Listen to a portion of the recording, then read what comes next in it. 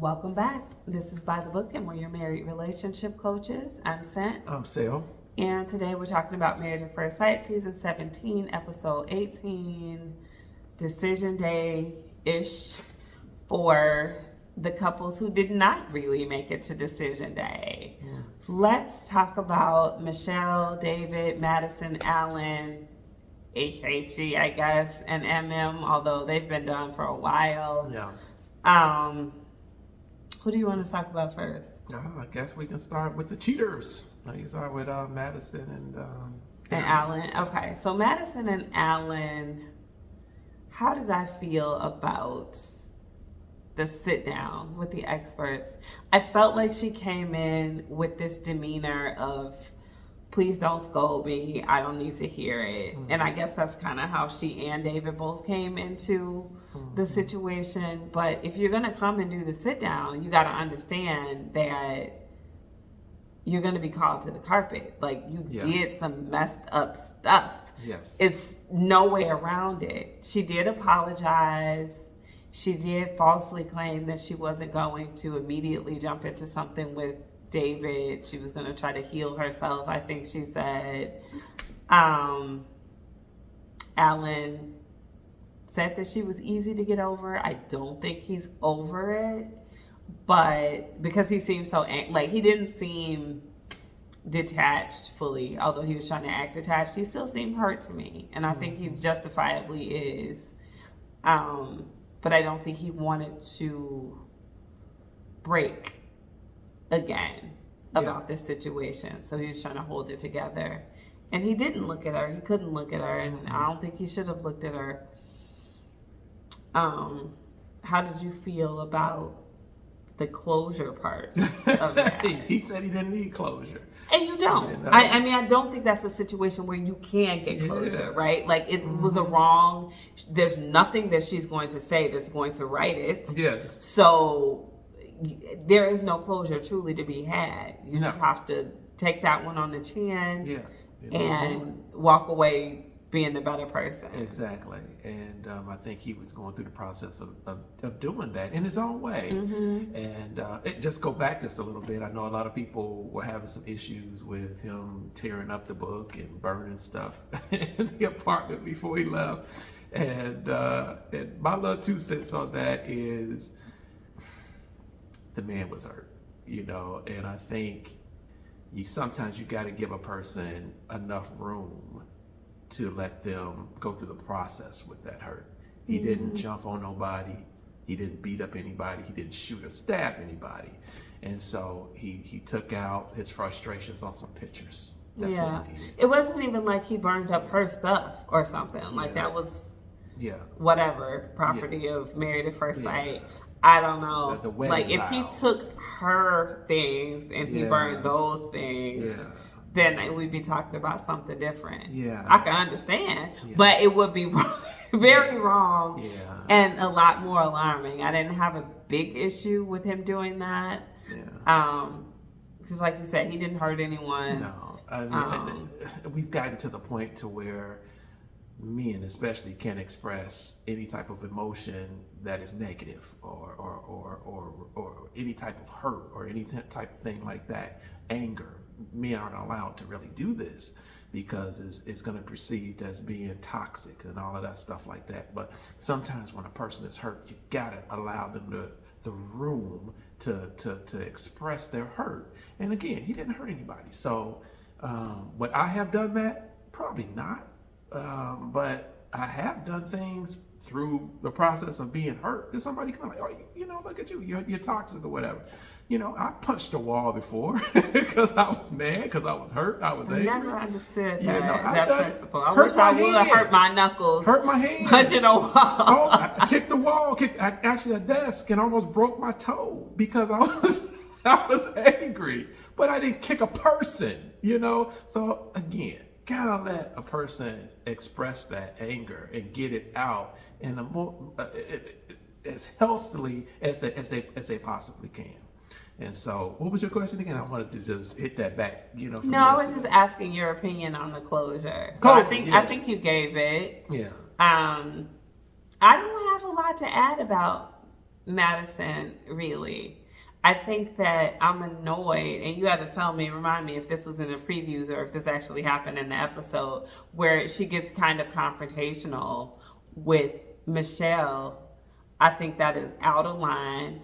I do understand that if you get like beat up on, or people are continually telling you you're wrong, you're wrong, you're wrong, then eventually you will defend yourself, even if you are in the wrong. There's only so much falling on one sword that one can do before it's like, okay, like get off of me now. Yeah. I get that part, but it feels like she's being proactively aggressive towards Michelle, unnecessarily so, and I don't like to see that, because now you just look like a bully. Yeah. So I don't condone that whatsoever. Neither do I.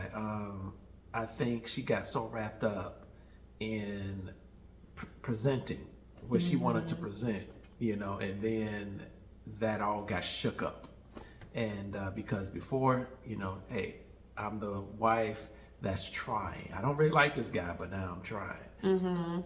And that thing got mixed all up. Yeah, I mean, because I wasn't even like down on her. Yeah. I was like, hey, she's giving it a shot. We all were fooled into thinking that, this obviously wasn't her cup of tea, but she was willing to try, and then only to have this. And she seems like the biggest scandalous person in the whole scenario. Yeah, that's awful. And then you're going to come and be aggressive about it? Yeah. No, ma'am. Yeah. No, ma'am. Yeah. You can't play the sympathetic card at all. You don't have any card. So what's her last card? I'm going to play the villain to the best of my abilities. And that's what I saw. I just saw her trying to play the villain, with the red eyeshadow and everything. I'm like, you look like somebody out of Marvel. I mean, you look like one of those comic book characters or something.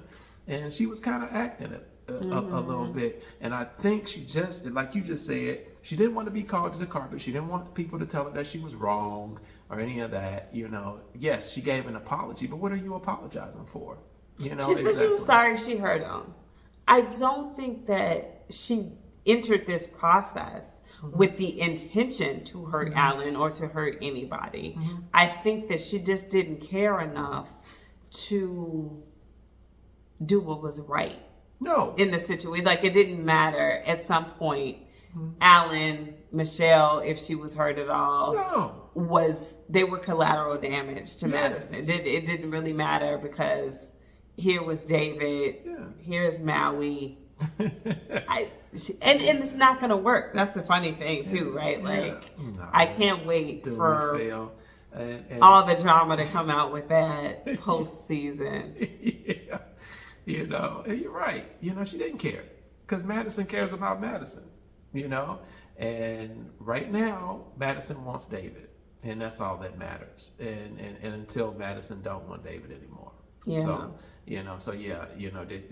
no, absolutely not. She maybe didn't come into the process with the intent on hurting Alan, but when confronted with the possibility of hurting him, didn't care, because I'm looking out for me, and number one rules. Yeah. So, yeah.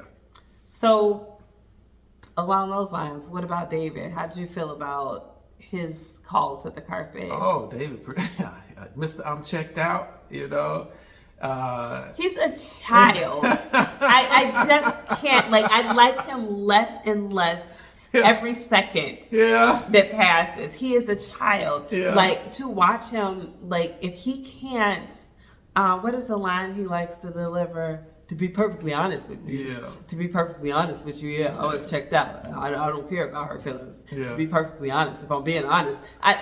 Stop. You don't have to declare your honesty before every statement that you make. It makes me doubt everything that you say. And considering your track record, sir, being such a liar, I think I'm on to something. Just like Michelle was on to something. Stop. Just stop it. And if that doesn't work, if his feigned candor doesn't work, then he starts to get really defensive. And if his defensiveness is called out, then he shuts all the way down. We've seen this pattern with him, and it reminds me of a 10-year-old. He's a child. Who lives with his parents. Yeah, I did like David. I did. I was rooting for David. And man, you let me down. You let me down big time. So on the other side of that, the one thing out of all his lies that I do think he told the truth about was when he told Michelle the reason why I was beginning to do what I was doing is because I felt, this is David saying it, because David felt that if he was to correct all of those things that she didn't like, she still wouldn't like him. And I think that was very truthful.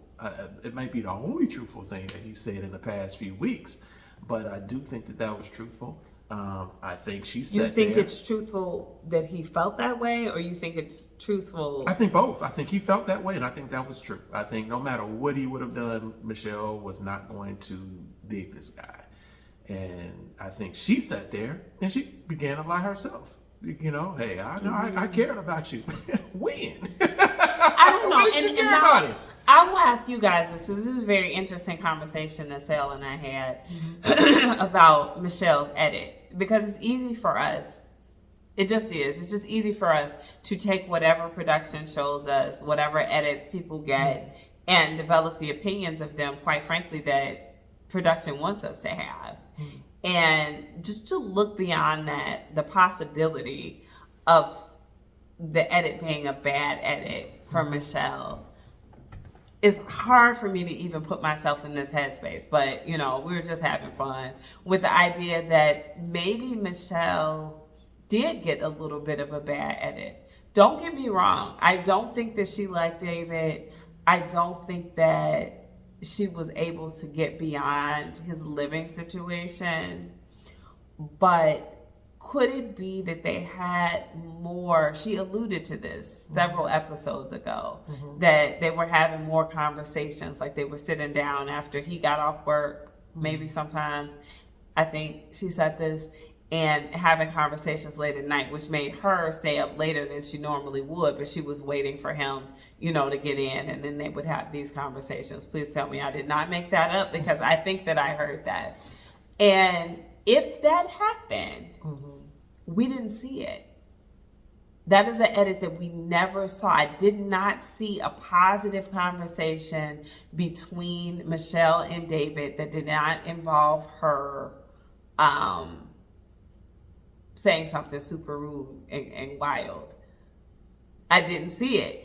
Every edit that they gave was her giving some shade, and it was never just a smooth conversation that ended like they like to end the conversations on Married at First Sight, where they're awkwardly smiling at each other. We didn't get that from them, because they wanted us to see Michelle in a certain light. Was she in that light truly? Probably. But if she wasn't, and then she delivered the line that you just talked about, where she's like, well, I did still care. I was not completely checked out, essentially, then possibly that could have been true. It's just with the way that we have been exposed to Michelle and David, it's hard to believe that's possible. Yeah. I don't know. First of all, I don't want to give her the benefit of the doubt. So I want to give everyone the benefit of the doubt. No, I don't want to. But even in me really trying, I don't know. I don't know. And then even, and of course, this is Madison saying this, so you got to take it with a grain of salt. But when she was in her villainous role, you know, she said, you know, everybody knew that Michelle didn't care a damn about David. And so was she saying that to try to play it up, or was she saying that because that was the consensus among the group? Maybe, but also she's probably saying that to not make herself look that bad, because, well, you know, if I already knew this situation was dead, yes, it's disrespectful, but it's not as bad somehow if the situation was already over. If he was already separated from his wife, it's okay. Yeah. No. I don't give Madison any. There's no world where Madison is better in my eyes than Michelle. I'm very sorry. Yeah. She isn't. No, I didn't say that. Yeah, no, I'm just saying. For me, like, I'm not going to give her the benefit of the doubt there over Michelle. Can't do it. I did not So say that. she also was getting David's perspective on everything. So that might not have been the consensus among the group. It might have been the consensus among Madison and David, so that Madison and David could do what they were doing without feeling as guilty as they should feel. That's what I think. Yeah. Wow. Yeah, I get it. And then we saw them on their first date. How did you feel about the first date? I don't know. I don't think I have an opinion about that. I mean, it looked like Married at First Sight set it up. I don't understand why they even followed that. What's happening? I don't. I feel violated by having to watch that. It just is wrong. Like, they shouldn't even air them doing this. Yeah. And then she makes the pretty crass joke about putting balls in holes. And he laughs. Of course he does. He's 10. So, like, he's a child. You two are rotten. You two are rotten. You really It's gonna go bad. It's just a matter of how long. Why don't we take our bets right now? I'm gonna say by the time they get to the reunion, it'll be done. They will have already crashed and burned. I think you're right. I think, and Pastor Cal was kind of alluding to this. He gets some things right sometimes on what he says. I think he gets more wrong than he right. But he did say that. What do you think? You know, this is true love or whatever. You think this just because you two were in a very bad situation that really kind of like fostered this whole thing that you think is a connection, and I think he was right about that. I think he was really right about that. And guess what, David? When she's done with you, boy, you gonna feel just like Alan. Walked over, yeah.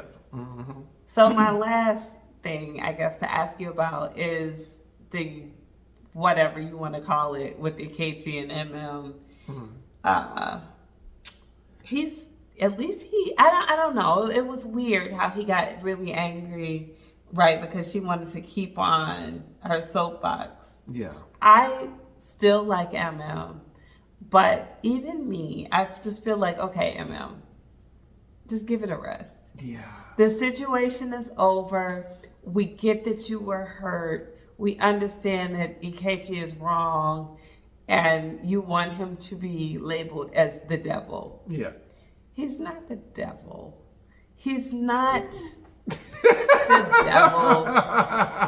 He's not a mature man. He's 41 or 2 years old. He should be at a different place than where he is. But when she tries to classify him as not human and things like this, like, she's going way beyond where this thing needs to go. True. Like, you're skating into territory that I don't think you want to put yourself in. You're better than this. Yeah.